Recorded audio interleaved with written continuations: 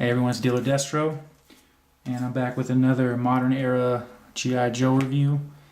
So we're going to be taking a look at the 50th anniversary Cobra weapons supplier / Iron Grenadier leader, code name DESTRO. And this dude holds a very special place in my heart. As far as G.I. Joe characters, this guy's it. He is the one. Number one in my book, because this dude had so much depth to him as a character. I mean, one minute you'd find him doing the right thing, dealing with internal conflicts, and then the next minute he's sitting there trying to take the reins on Cobra. So you never knew what was going through this guy's mind. But what I want to do is I just want to start by getting a close-up shot, because this is probably one of the most beautiful figures in the lineup, and there's why. Look at all of that attention to detail. I mean, they got his jewel, the chain is painted on, the line work on his face, and the fact that they got the collar in there too.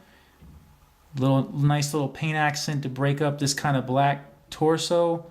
Belt buckle painted, gauntlet painted with the missiles, and we'll take a look at all of this. But I mean, this is what you want, really, out of a G.I. Joe figure. This here is what I have come to expect for all of the figures. That's probably why I find myself disappointed a time or two. But considering how the price has just been slowly creeping up on these guys, and the fact that, you know, Hasbro is no longer offering them on single cards, but to get, like, they're throwing your favorite figure in a 3-pack where you get maybe 2 mediocre characters. I mean, this isn't quite an example because Leatherneck also came in that 3-pack, but the fact that they threw in Pursuit of Cobra General Hawk, I didn't understand the placement of that figure, or what place it had in that 3-pack. I mean, really, that 3-pack should have been this guy, a heavy Iron Grenadier, and then a light Iron Grenadier. So, I mean, that's really what that 3-pack should have been. But hindsight, I guess. So I want to say he is all new. They actually said, we'll pop out a new mold for this one, which I'll take it. I will absolutely take it any day of the week. And this is his file card that he came with. Love the presentation of the face on the character. The collar looks a little weird, though. It's almost like it doesn't have enough heft to it. Maybe that's the wrong word, but pretty bare bones file card. I'll leave that up there for just a second in case no one, in case not everyone got a chance to look at this when these were on the pegs. So there's that. And next we will take a look at his briefcase, because he comes with quite an impressive piece here. So you've got this rifle. I'll go ahead and get it out and take a look at it, with a bipod on it, and this thing, it looks like it's got a rail system on it. So you know what, we'll just go ahead and assemble this thing just for kicks. So we've got the scope, we've got the buttstock, and then we've got some clips, but I think those are just for show. I don't know that this thing has removable clip action, or I don't know that I could get these things. Oh, here we go. All right, nice. So yeah. So it comes with the extra clip. Comes with a harness, which you really can't do nothing with, but that's that is okay. That does not bother me in the slightest. So, pretty impressive weapon. I like it. I like that it folds down and breaks down into those smaller components.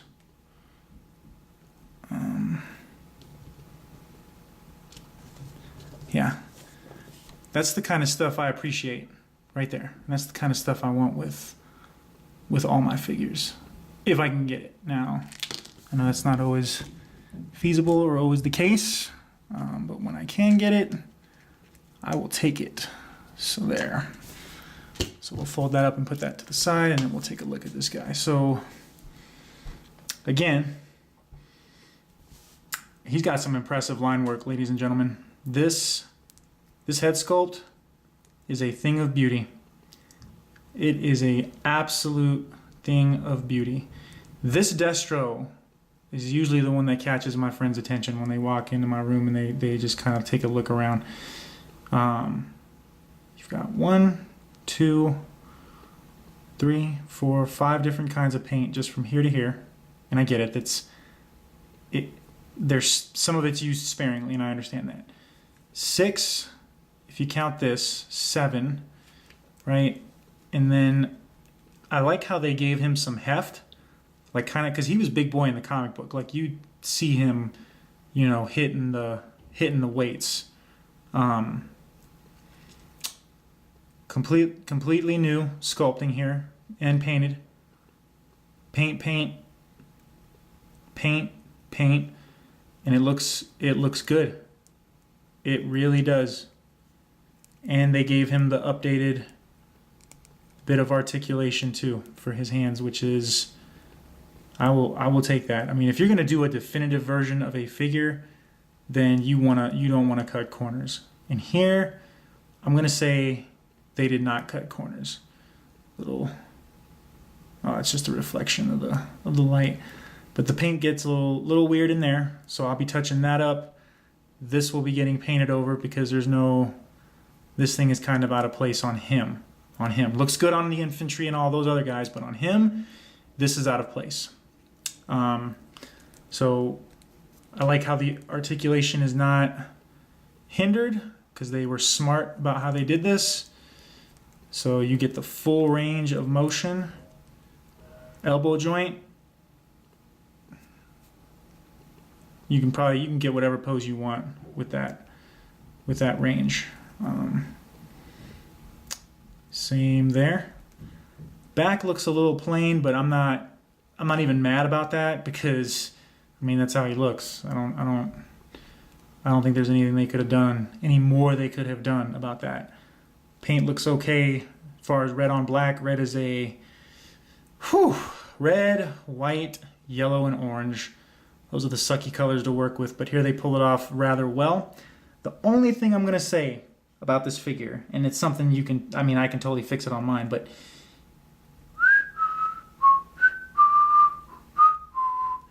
that's a little disappointing. But, again, it really, I mean, he's not, well, maybe he is a wobbly mess, but again, you know, I can fix that. Should you have to fix that out of the packaging? Absolutely not. But I will be fixing that.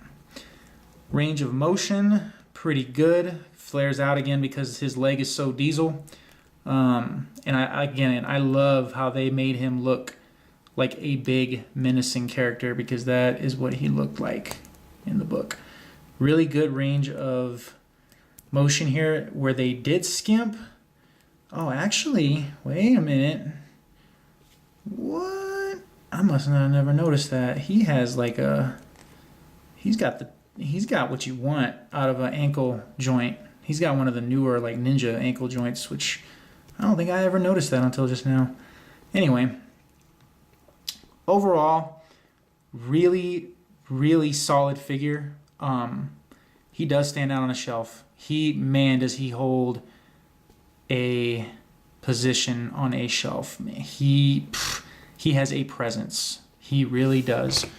And I realize this This is the wrong stand for him. This is one of the old school single peg stands because I don't know what I did with his gold plated 50th stand, but that is a-okay because as many as these guys as I have, more than enough stands to go around. So I'll bring in the Baroness and a couple other of the henchmen to do some side-by-sides, so we'll be right back.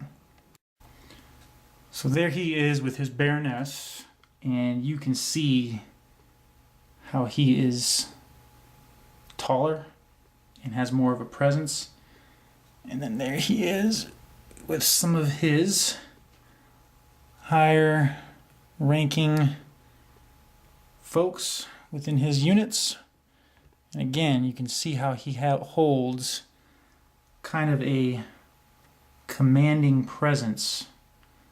So I have no idea what this guy goes for on the second market. I know that the 3-pack originally retailed at $24.99, and if it's still hovering around that price, I would say you need to get your hands on this figure ASAP. ASAP. If you see anyone trading for it on the boards, you know, and they're within reason, that is always an option as well. And you know, just because, not the SDCC one, but that is one I had handy. So, all right, that's about all I have to say from this figure. So, till next time, G.I. Joe.